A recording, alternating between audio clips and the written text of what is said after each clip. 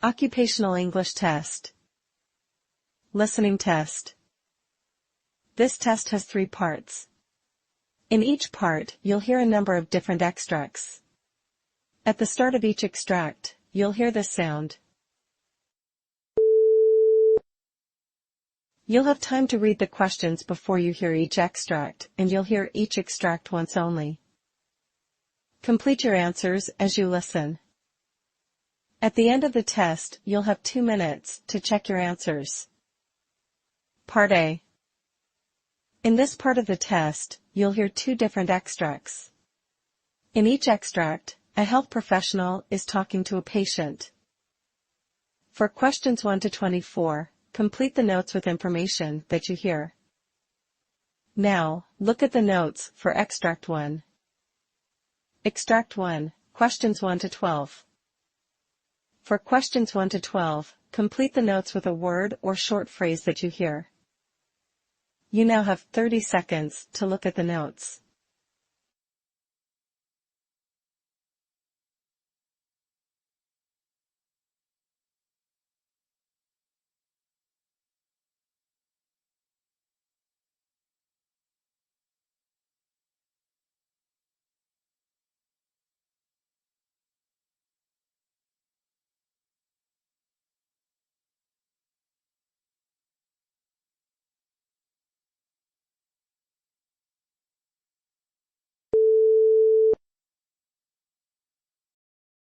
Doctor, I've been quite concerned lately about my blood pressure. I noticed it was higher than usual during my last checkup, 166/80. Honestly, I had been slacking on taking my lisinopril regularly. I've corrected that, but I'm anxious about any damage it might have caused during that lapse. It's good that you've restarted your medication. Fluctuations in blood pressure can indeed pose risks, but resuming your treatment is a significant first step. How have you been feeling overall?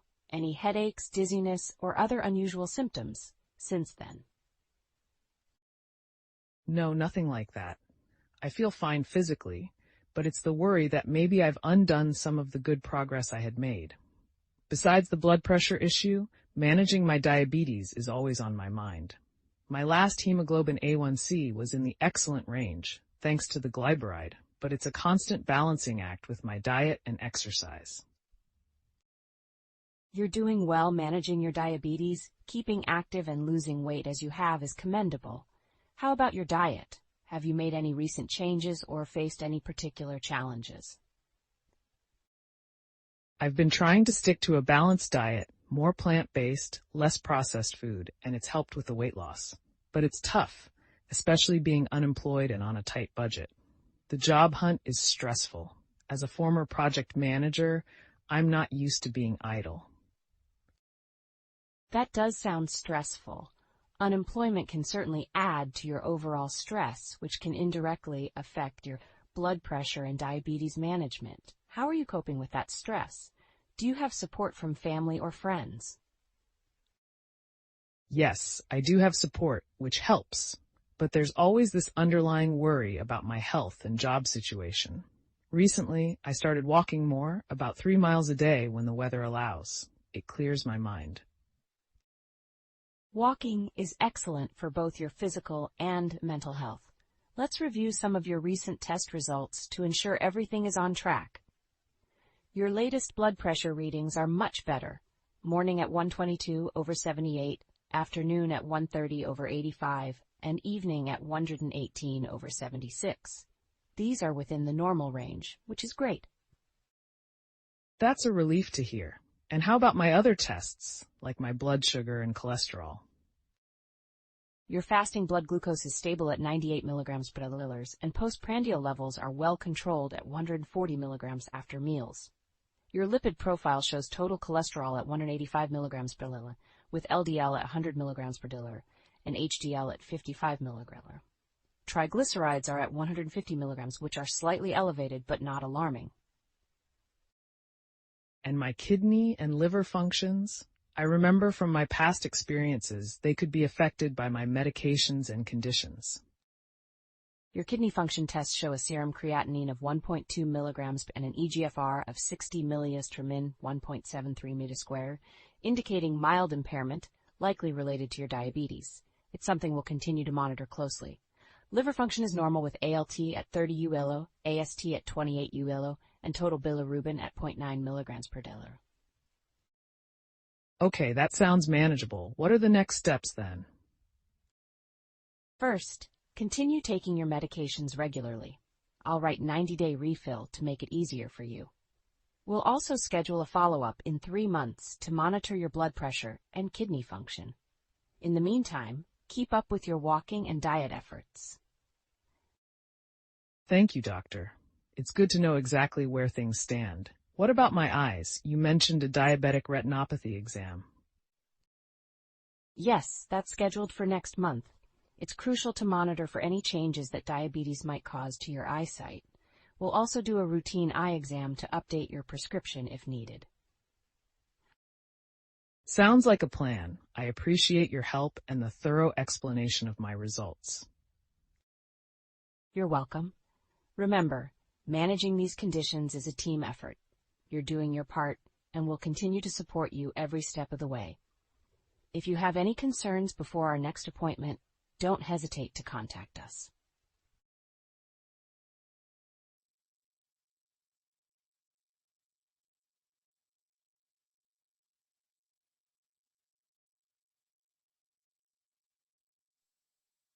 Extract 2, questions 13 to 24.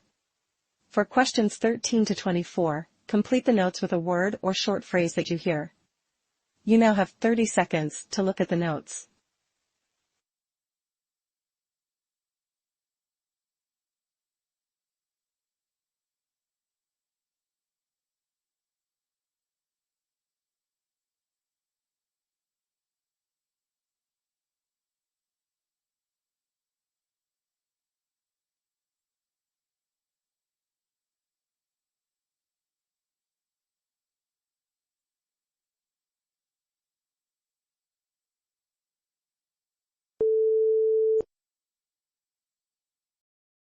I've been feeling pretty frustrated lately because of my health.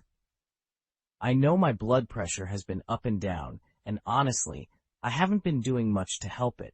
I stopped going to the gym 3 months ago, just felt too tired all the time, and got into a bit of a lazy routine. I understand that can be challenging. How have you been feeling overall, aside from the blood pressure issues? Well, I spend a lot of time in bed, just don't have the energy. I've tried to keep up with some light activities, but even that feels exhausting.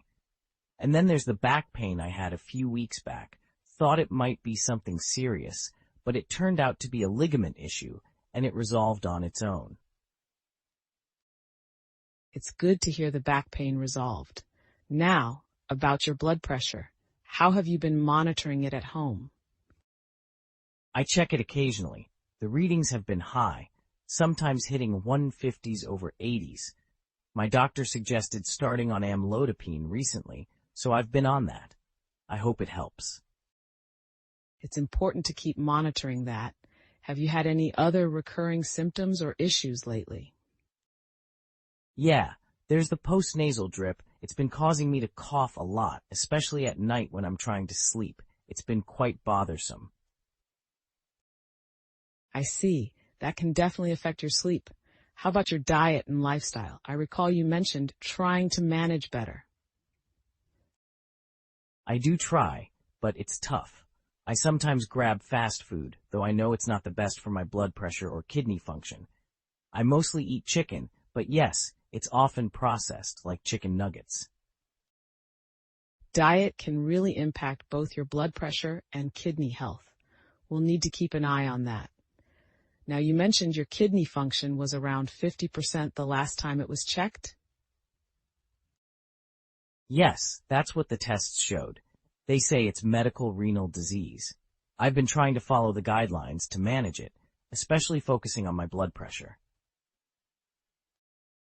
It's good that you're aware and taking steps. Have there been any other recent tests or procedures?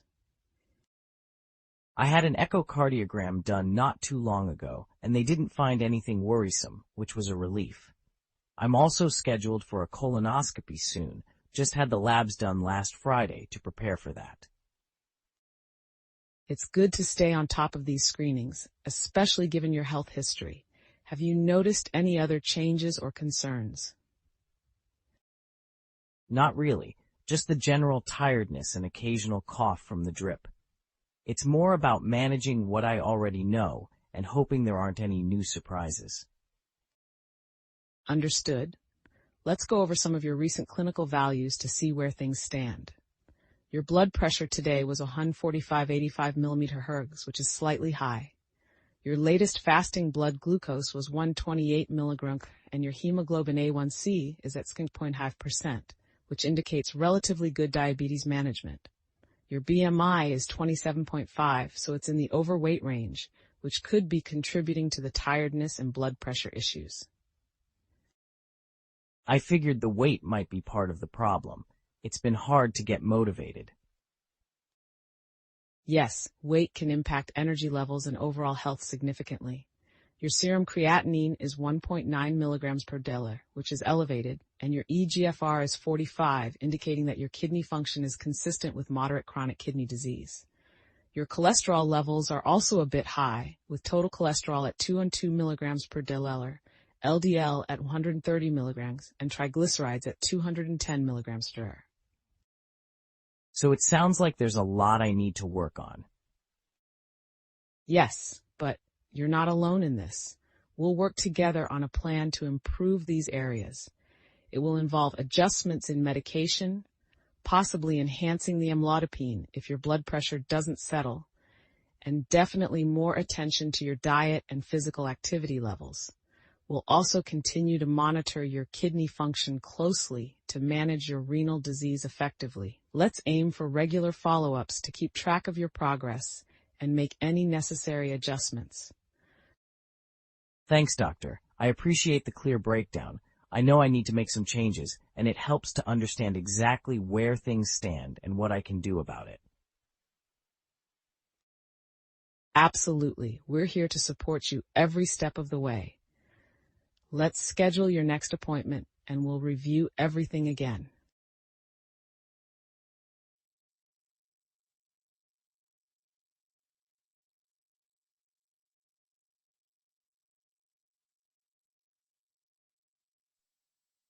That is the end of Part A. Now look at Part B. Part B. In this part of the test, you'll hear 6 different extracts. In each extract, you'll hear people talking in a different healthcare setting. For questions 25 to 30, choose the answer A, B, or C, which fits best according to what you hear. You'll have time to read each question before you listen. Complete your answers as you listen. Now look at question 25.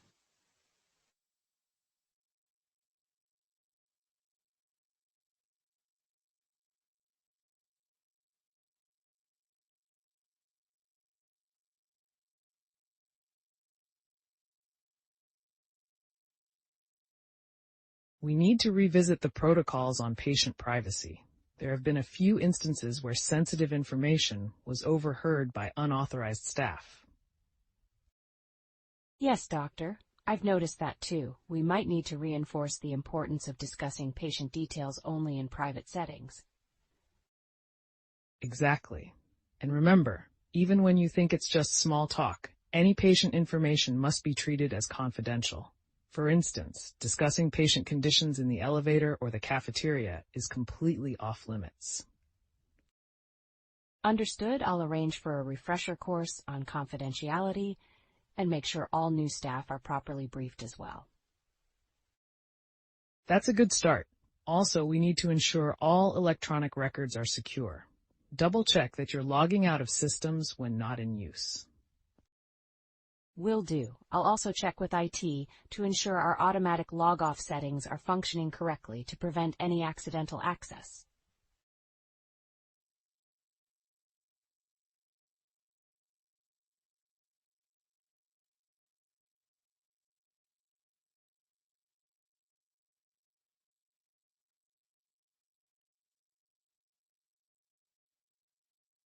Now look at question 26.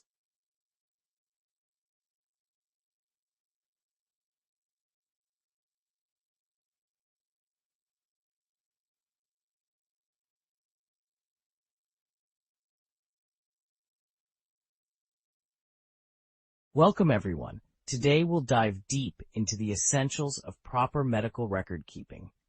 Accurate and meticulous records are the backbone of quality healthcare. They provide a historical account of patient care and are crucial in clinical decision-making. Every entry must be made in real time to reflect the patient's current condition and treatment accurately. Remember, these records can also be audited by regulatory bodies, so compliance with legal standards is critical. Mismanagement of these records can lead not only to poor patient outcomes, but also legal repercussions.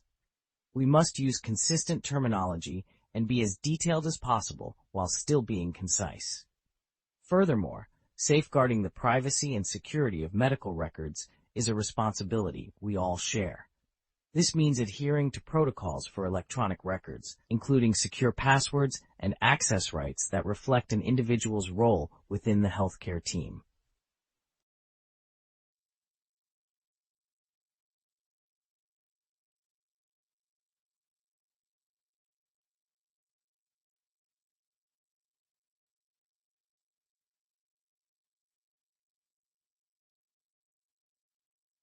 Now look at question 27.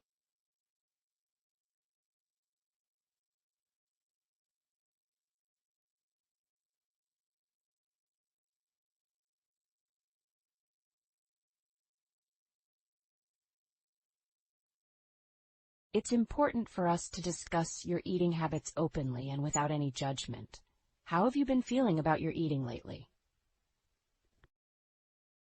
It's been tough. I find myself eating a lot at once and then feeling guilty and purging. I don't know why I can't stop. What you're describing sounds like bulimia. It's a serious eating disorder, but it's treatable with the right support. Many people recover and go on to manage their eating habits healthily. Does that mean I can get better? How do we start? Absolutely. Recovery is a real possibility. We'll start with some counseling sessions and consider a nutritional plan that suits you. It's also important to work on the emotional triggers that lead to these behaviors. I can refer you to a specialist who can provide the appropriate therapy. I'm relieved to hear there's help. I felt so alone with this. You're not alone, and it's brave of you to seek help. Let's take this one step at a time together.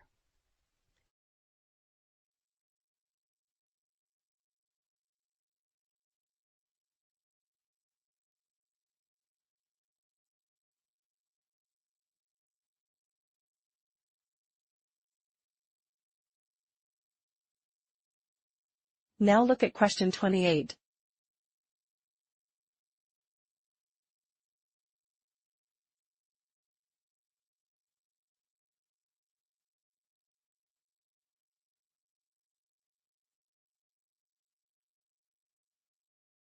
Today, we'll focus on understanding and managing the behavioral changes often seen in dementia patients. As caregivers, it's critical to recognize these behaviors as potential expressions of unmet needs. Agitation, for example, could signify discomfort or frustration. By adjusting our approach, speaking calmly, maintaining eye contact, and using reassuring touches, we can provide comfort. We also need to adapt the environment to reduce confusion and anxiety for these patients. This might mean creating a more predictable routine or minimizing noise and clutter. Implementing these strategies requires patience and empathy. Always observe the patient's responses and adjust your approach accordingly.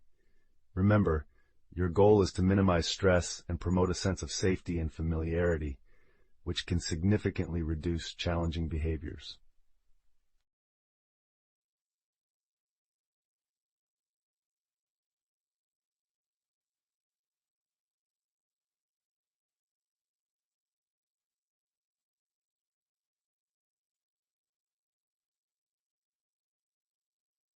Now look at question 29.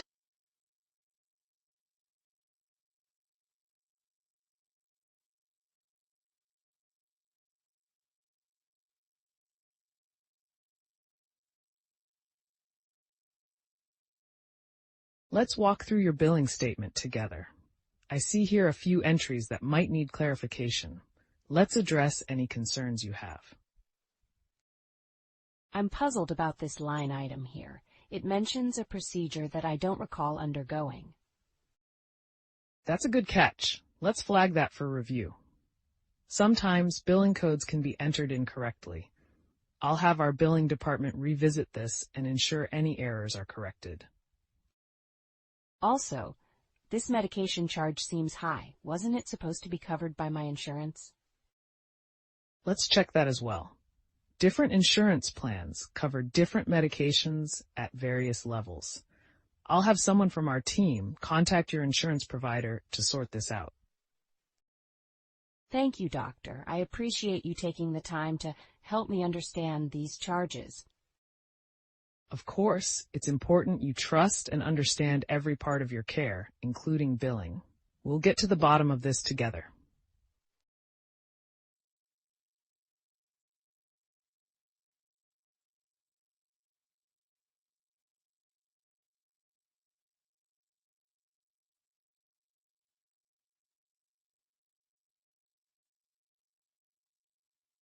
Now look at question 30.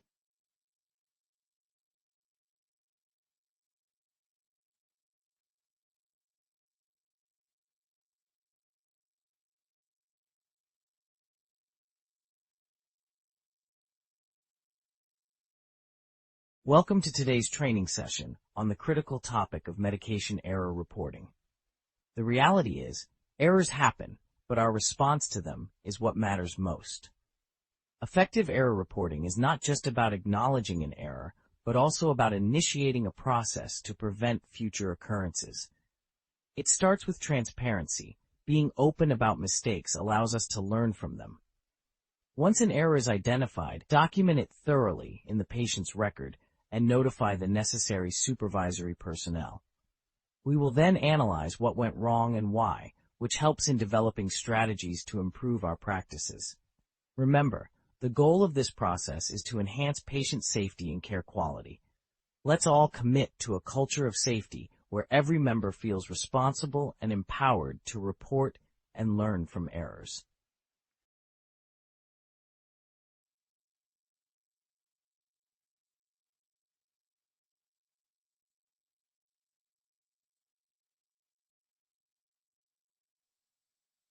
That is the end of Part B. Now look at Part C.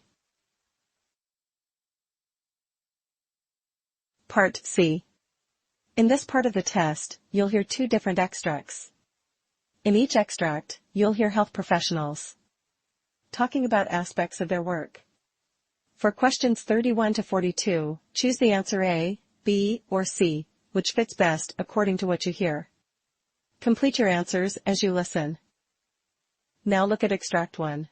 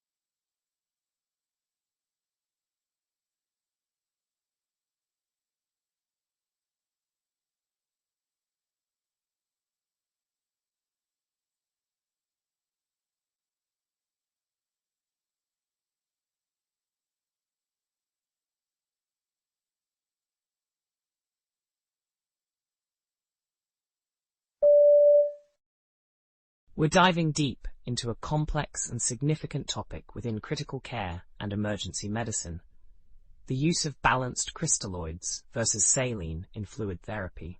Recent studies and debates have raised questions about the optimal choice for various patient scenarios. To illuminate this discussion, we'll explore the findings from the SMART and SALT-ED trials and integrate them with a case study from a recent patient encounter. Absolutely, and thank you for having this discussion. The choice between balanced crystalloids, like lactated ringers or plasma light, and normal saline could seem nuanced but has profound implications for patient outcomes. Let's start with a brief overview of the key findings from the SMART trial conducted at Vanderbilt, which was a large pragmatic trial comparing these fluids in the ICU setting. The SMART trial indeed provided significant insights. It was structured as a cluster randomized, multiple crossover study involving over 15,000 patients across 5 different ICUs. They alternated the type of fluids administered every month, which included either saline or balanced crystalloids. The primary outcome measured was a composite of death from any cause, new renal replacement therapy, or persistent renal dysfunction. And the results were quite telling. They found that the use of balanced crystalloids led to a lower rate of the composite endpoint than saline, with a 1% absolute reduction in adverse kidney events. While this might seem small, the large sample size of the study provided the power necessary to detect this difference, suggesting a real benefit to using balanced crystalloids in the ICU setting. That's a great point. Now let's integrate these findings with a recent case that came into our hospital. We had a 58-year-old male patient with a history of chronic hypertension and type 2 diabetes who presented to the emergency department in septic shock. Initially, he was resuscitated with normal saline during the early hours of his treatment. This is a typical scenario where fluid choice can have a significant impact. In line with the SMART trial's findings, our initial use of saline could potentially contribute to hyperchloremic acidosis and kidney stress. Once he was transferred to the ICU, considering his deteriorating renal function, we switched to a balanced crystalloid. This decision was based on evidence suggesting that balanced solutions might reduce the risk of acute kidney injury in such patients. Indeed, and reflecting on the patient's outcome, after the switch to balanced crystalloids, his renal parameters stabilized, and he did not require renal replacement therapy. This case underscores the practical implications of the research findings from the SMART trial and others. It also brings us to the importance of hospital protocols that can adapt based on emerging evidence to optimize patient care. Absolutely. The adaptation of hospital fluid management protocols to incorporate the use of balanced crystalloids for certain subsets of patients could be a significant step forward. Another point to consider is the role of patient-specific factors. The choice of fluid may depend on the individual's overall health condition, presence of comorbidities, and the specific clinical scenario. That brings us to the broader implications of these findings. While the SMART trial provides robust evidence favoring balanced crystalloids in a mixed ICU population, we must consider how these results translate into other settings, such as the emergency department or in non-critically ill patients, as explored in the SALT-ED trial. The SALT-ED trial indeed expanded on the findings from SMART by including non-critically ill patients who were admitted to the hospital from the emergency department and required intravenous fluids. The trial also favored balanced crystalloids over saline, showing reduced rates of major adverse kidney events. It's important to highlight that patient outcomes can be subtly influenced by the initial choice of fluid therapy, emphasizing the need for early intervention with the appropriate fluid type.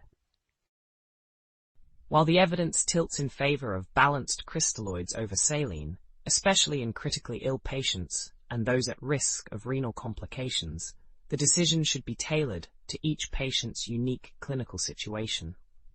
Continued research and clinical trials will be crucial in further refining our understanding and guidelines regarding fluid therapy in various patient populations.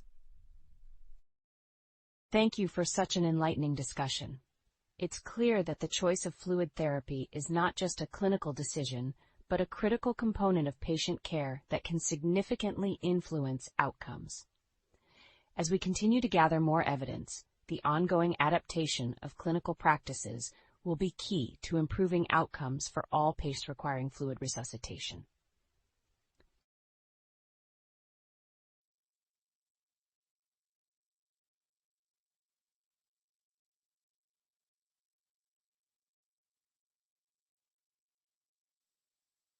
Now look at Extract 2.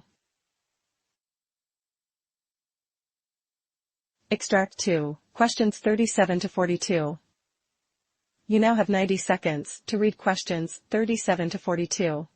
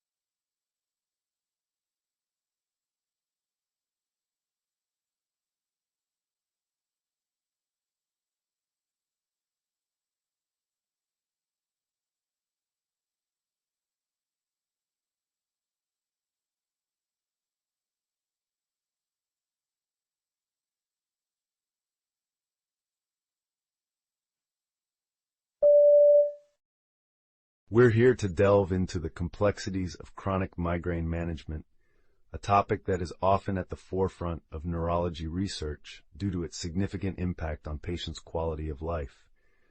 A pivotal study, which I'll refer to throughout our discussion, has provided substantial insights into how we can better manage this debilitating condition.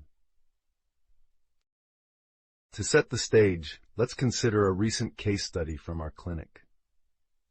We encountered a patient, let's call her Sarah, a 38-year-old graphic designer who presented with a history of migraines that have progressively escalated to chronic migraine.